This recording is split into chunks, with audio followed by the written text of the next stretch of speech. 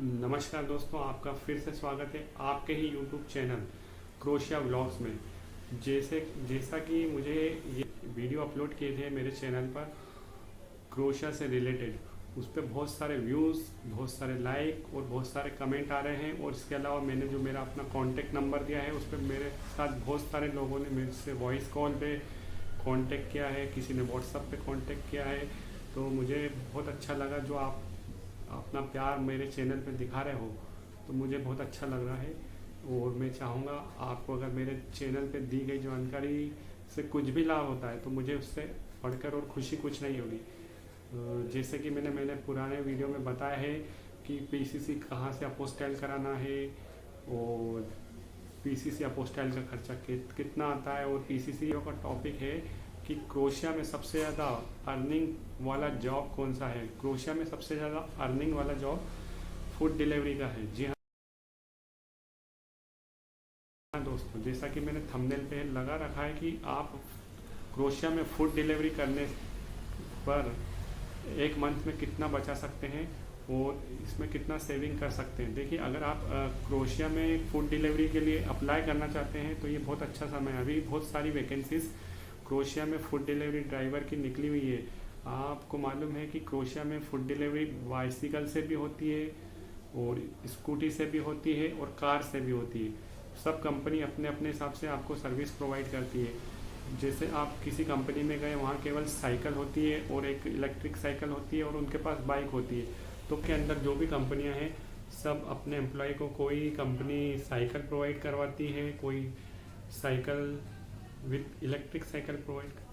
देखिए, क्रोशिया के अंदर अलग अलग कंपनियां हैं जो अपने एम्प्लॉय को अलग अलग प्रकार की डिलीवरी के लिए फैसिलिटीज़ देती है। कुछ कंपनी क्रोशिया में क्या है, कुछ कंपनियां फूड डिलीवरी अब स्कूटी से करवाती हैं और कुछ कंपनियां बाइसिकल से करवाती हैं और बाइसिकल से करवाती हैं, और कुछ कंपनियां कार और स्कूटी दोनों से करवाती है। तो अगर आप स्कूटी से डिलीवरी कर रहे हैं तो आपको मिनिमम 25 से लेके 30 डिलीवरी पर डे करना पड़ती है।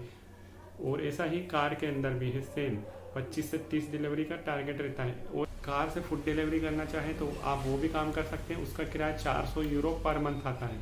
और अगर आप बाइसिकल से, अगर आपकी कंपनी आपसे बाइसिकल पे फूड डिलीवरी कराती है तो उसका कुछ चार्ज नहीं रहता है। देखिए, क्रोशिया में आपको फूड डिलीवरी की दो जॉब्स मिलती है। एक तो होती फिक्स सैलरी वाली और एक होती है कमीशन बेस वाली।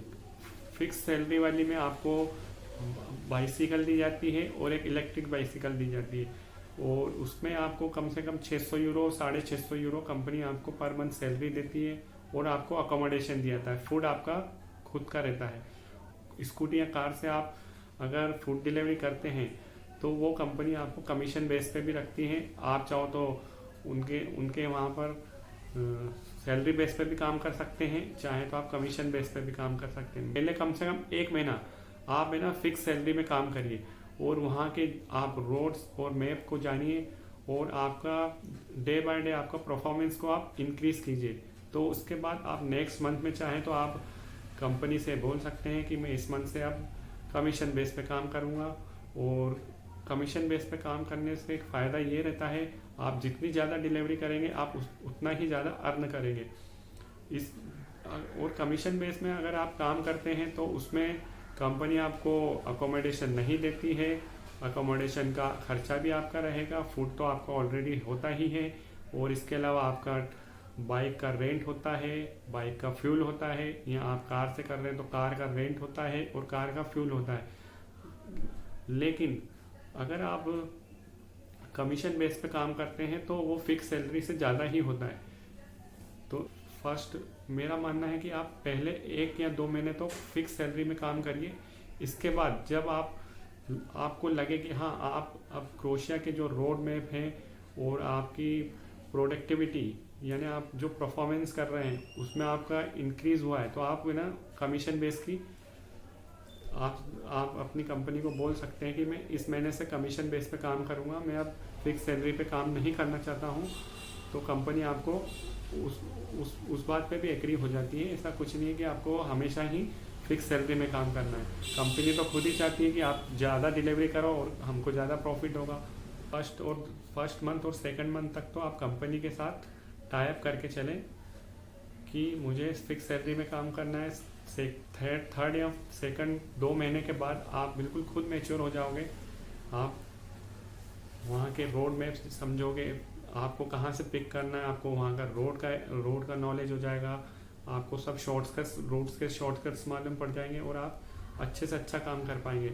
और फिर आपकी अर्निंग पर मंथ 800 1000 यूरो, और फिर उसके बाद हर मंथ आप अपना परफॉर्मेंस को बेस्ट टू बेस्ट करके 1200 यूरो 1500 यूरो तक का पर मंथ का सेविंग कर सकते हैं। क्रोशिया में जो अभी फूड डिलीवरी जॉब्स में जो भी गए हैं वो पहले के 1-2 मंथ तो कंपनी के साथ टाई अप करके चलते हैं कि हम आपके साथ फिक्स सैलरी में ही काम करेंगे। उसके बाद वो कमीशन बेस पे जाना पसंद करते हैं। तो ऐसा आप भी कर सकते हैं। आप पहले फर्स्ट और सेकंड मंथ में टाई अप करके फिक्स सैलरी में काम करिए, और उसके बाद आपको लगता है हाँ कि मैं अब सब रोड मैप समझ चुका हूँ, शॉर्टकट सब आपको रास्ते मालूम पड़ चुके हैं, और आपको कहाँ गाड़ी पार्क करना है। अगर आप स्कूटी से डिलीवरी कर रहे हैं तो आपको मालूम है कि गाड़ी कहाँ पार्किंग करना है। थोड़ा कार पार्किंग, जो फूड डिलीवरी कार से करते हैं उनको थोड़ा सा कार पार्किंग की समस्या आ सकती है। फाइनल में मेरा कहना यही है कि आप है ना फूड डिलीवरी जॉब करिए। फूड डिलीवरी जॉब्स में दूसरी फील्ड जैसे कंस्ट्रक्शन, कुक, इनसे ज़्यादा सैलरी आप कमा सकते हैं, कंस्ट्रक्शन से ज़्यादा कमा सकते हैं। क्रोशिया में जो अभी फूड डिलीवरी जॉब्स में जो भी गए हैं वो पहले के 1-2 मंथ तो कंपनी के साथ टाई अप करके चलते हैं कि हम आपके साथ फिक्स सैलरी में ही काम करेंगे। उसके बाद वो कमीशन बेस पे जाना पसंद करते हैं। तो ऐसा आप भी कर सकते हैं। आप पहले फर्स्ट और सेकंड मंथ में टाई अप करके फिक्स सैलरी में काम करिए, और उसके बाद आपको लगता है हाँ कि मैं अब सब रोड मैप समझ चुका हूँ, शॉर्टकट सब आपको रास्ते मालूम पड़ चुके हैं, और आपको कहाँ गाड़ी पार्क करना है। अगर आप स्कूटी से डिलीवरी कर रहे हैं तो आपको मालूम है कि गाड़ी कहाँ पार्किंग करना है। थोड़ा कार पार्किंग, जो फूड डिलीवरी कार से करते हैं उनको थोड़ा सा कार पार्किंग की समस्या आ सकती है। फाइनल में मेरा कहना यही है कि आप है ना फूड डिलीवरी जॉब करिए। फूड डिलीवरी जॉब्स में दूसरी फील्ड जैसे कंस्ट्रक्शन, कुक, इनसे ज़्यादा सैलरी आप कमा सकते हैं, कंस्ट्रक्शन से ज़्यादा कमा सकते हैं। कि आप कंस्ट्रक्शन की बजाय फूड डिलीवरी जॉब्स में जाइए तो आप ज़्यादा सेविंग कर सकते हैं पर मंथ। और फूड डिलीवरी का सबसे बढ़िया बेनिफिट्स क्या है कि आप बिल्कुल इसमें आपके ऊपर कोई बाउंडेशन नहीं है। आपको मालूम है कि फूड डिलीवरी का काम क्रोशिया के टाइम के हिसाब से सुबह 10:30 से दिन के 2 बजे तक चलता है। फिर उसके बाद शाम को 4 बजे से लेकर रात को 10 बजे तक चलता है, 10 से 11 बजे तक चलता है। तो आप 2 घंटे का दिन में रेस्ट कर सकते हैं, आपका खाना खा सकते हैं और आप आराम भी कर सकते हैं। ऐसा आपके ऊपर कोई बोझ नहीं रहेगा कि आपको डिलीवरी करना ही करना है। आप कमीशन बेस पे काम करेंगे, बिल्कुल फ्री माइंड काम कर सकते हैं। मेरा मानना है कि जब फूड डिलीवरी जॉब्स में आप पहले और दूसरे महीने में 500 से 600 यूरो बचा लो तो ये बहुत ही अच्छा रहेगा।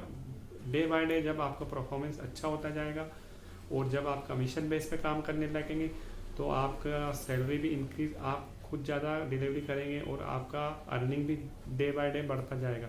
किसी महीने में आप 800 यूरो बचा लेंगे, किसी महीने में 900 यूरो बचा लेंगे और किसी महीने में आप 1200-1500 यूरो भी बचा लेंगे। वो आपके परफॉर्मेंस के ऊपर डिपेंड करता है कि आप कितनी डिलीवरी कर रहे हैं। फूड डिलीवरी जॉब्स में आप पर मंथ कितना बचा सकते हैं। फूड डिलीवरी जॉब्स में आप मान लीजिए आप कमीशन बेस पे काम कर रहे हैं तो आपका स्कूटी का रेंट 200, अगर आप कार से डिलीवरी कर रहे हैं तो उसका 400 यूरो मान लीजिए, और इसके बाद आपका 200, 150, 200 यूरो आपके फूड का मान लीजिए, और 50 यूरो आपका मोबाइल एक्सपेंसेस वगैरह जो भी रहता है, और आपका ऊपर जो कुछ खर्चा है वो मान लीजिए। तो भी ले देकर अगर आपका अभी की जो करंट सिचुएशन है उसमें वहाँ पर जो फूड डिलीवरी जॉब्स करने वाले जितने भी एम्प्लॉई हैं वो पर डे 70 से 80 यूरो पर डे का काम कर रहे हैं। तो सोच लीजिए आप, अगर आप 70 से 80 यूरो पर डे, जो कि पुराने हो चुके हैं, अगर आप नए हैं तो आप धीरे धीरे, किसी दिन हो सकता है 50 यूरो, किसी दिन 60 यूरो का आप काम करेंगे। Day by day, month by month आप अपने परफॉर्मेंस को इंक्रीज करेंगे तो आप भी उस प्रकार से 70 यूरो 80 यूरो पर डे पे आपका टारगेट कर लेंगे। आप 70 से 80 यूरो पर डे कमा लेंगे और फंड का काम कर रहे हैं और उसका सब खर्चा काट और सब खर्चा टैक्स और सब रेंट वगैरह काट के उसको 1500 से लेके 1800 यूरो बच रहा है। तो सोचिए फूड डिलीवरी का जॉब्स कितना अच्छा है। तो आशा करता हूँ आपको आज का वीडियो बहुत अच्छा लगा हो। तो आशा करता हूँ आपको आज के वीडियो में मेरे द्वारा दी गई जानकारी अच्छी लगी हो। तो मेरे वीडियो को लाइक कीजिएगा, शेयर कीजिएगा, कमेंट कीजिएगा और मेरे टोल फ्री नंबर पर आप कॉल कर सकते हैं। क्रोशिया से रिगार्डिंग आपकी कुछ भी समस्या हो कि आपका वर्क परमिट क्यों नहीं। मैं आशा करता हूँ कि आपको आज का आपको मेरे वीडियो द्वारा आज कुछ नई जानकारी मिली होगी। और मुझे बहुत सारे कमेंट्स आ रहे थे, मेरे पास बहुत सारे फ़ोन कॉल्स भी आ रहे थे कि हमें फूड डिलीवरी में जाना है, वहाँ पर फूड डिलीवरी का जॉब्स कैसे होता है और उसमें कितनी सेविंग हो सकती है, थोड़ा सा आप हमको बताइए। तो मैंने सोचा कि आज इस टॉपिक पे एक थोड़ा सा वीडियो बना ही दूँ और मैंने आज फाइनली इस टॉपिक पे एक वीडियो बना दिया है। आशा करता हूँ आज के मेरे इस वीडियो में के द्वारा आपको कुछ ना कुछ नई जानकारी मिली होगी। तो अगर आप फूड डिलीवरी जॉब्स में जाना चाहते हैं तो बिल्कुल बिंदास जाइए। अगर आपको आज का मेरा वीडियो अच्छा लगा हो तो मेरे चैनल को लाइक कीजिए, सब्सक्राइब कीजिए और शेयर कीजिए। धन्यवाद दोस्तों।